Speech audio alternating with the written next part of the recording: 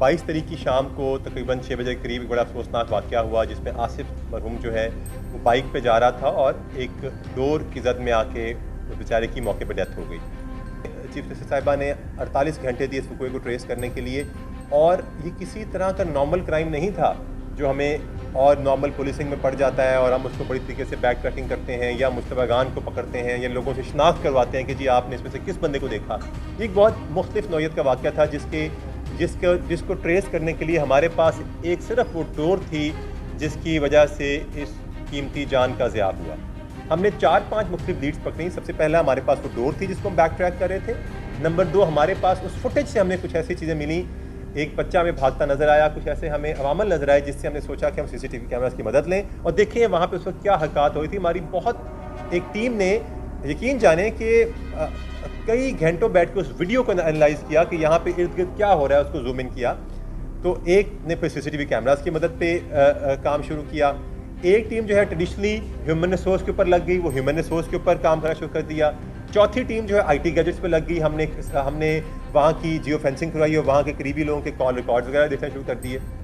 इन 5 track को लेकर हम जब निकले तो सीसीटीवी फुटेज की मदद से जो 37 कैमराज मुख्तलिफ देखे हमें ये क्लू मिला, और फिर उसको जब ह्यूमन रिसोर्स से हमने टैली किया तो हमें पता लगा कि साथ ही एक मौजूद बिल्डिंग थी जिसपे जो है बैंक ऑफ पंजाब की बिल्डिंग है, उस तरफ से कोई काइट फ्लाइंग हो रही थी कि हमने बाकायदा तौर पर डॉक्टर से कंसल्ट किया। हमने हवा के रुख के हिसाब से कट उससे डिस्कस किया कि कट किस एंगल से किस एंगल तरफ लगा है, बहुत सारी बातें इनको देखा। तो जब हमने रेड किया मुख्तलिफ जगहों पे सर्च ऑपरेशन किया नियर बाय बिल्डिंग,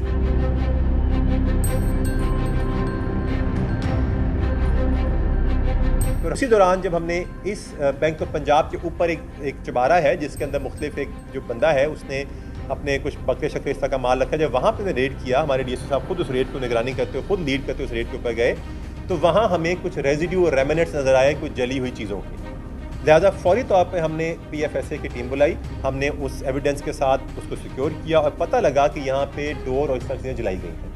उसके बाद जब हमने अपनी तफ्तीश का दायरा वसी किया और हमने उस जगह के मालिक जो कि आबिद नामी एक आदमी है जिसके वालिद नाम सुल्तान है, जिसकी ये जगह है, हमने उसको अपने इस तफ्तीश के दायरा कार में नैरो डाउन किया। और जब हमने उसको मुख्तलिफ सोर्सेज से उसका हमने सेल आईडी और सेल नंबर भी लिया, उसकी लोकेशन भी इस पूरे वाक़े में वहाँ पे मौजूद पाई गई, उसको हमने एप्रीहेंड किया। एप्रीहेंड करने के बाद जब हमने इनिशियल तफ्तीश उसके साथ की तो लाज़मी बात है कि वो भी एक क्रिमिनल नहीं है, इज़ नॉट अ क्रिमिनल, और एक 5 वक्त का नमाजी आदमी है, तो लाज़मी बात है कि उसका अपना गिल्ट भी अभी तक कायम था। उसने पूरा का पूरा हमारे सामने ना सिर्फ इस चीज़ का इंकशाफ किया बल्कि कुछ ऐसे इंकशाफात किए जो शायद आप जो कि मैं आप सामने बताना चाहूँगा। एक तो जब से डेथ हुई वो इस बच्चे के नाम पे बाकायदा तौर पे उस दिन से ज़कात और लोगों को रोज़े खुलवा रहा है, वो इस गिल्ट का शिकार है अभी तक। तो सारी चीज़ वहाँ से अनअर्थ हुई कि किस तरह ये लोग गुड्डी उड़ा रहे थे और किस तरह वहाँ से डोर छोड़ी गई और किस तरह छोड़ने के बाद इसी गुड्डे के प्रेशर में वो डोर जब फिरी तो बाकी मुख्तलिफ चीज़ें से उन्होंने वजाहत की, तो फिर उसके बाद उसकी डेथ हुई। हमने जो यहाँ से डोर मिली और जो ऊपर से सैंपल मिले हम उसकी फॉरेंसिक्स करवाएंगे। बिलाशुबा उन्होंने अपना जो भी कन्फेशन किया, लेकिन हम पूरा केस को फॉरेंसिक्स से स्ट्रॉन्ग करेंगे। एक और चीज़ जो उन्होंने फ़ौरन की, उनके वहाँ बैंक ऑफ वहाँ पे कैमरेज लगे हुए थे, उन्होंने उस DVR को वॉश करवा लिया क्योंकि उनको अंदाज़ा था कि ये चीज़ जो है वो थोड़ी सी एक अनहद हो सकती है। तो बहरहाल वॉश करवा कर उन्होंने लगा दी थी। जब हम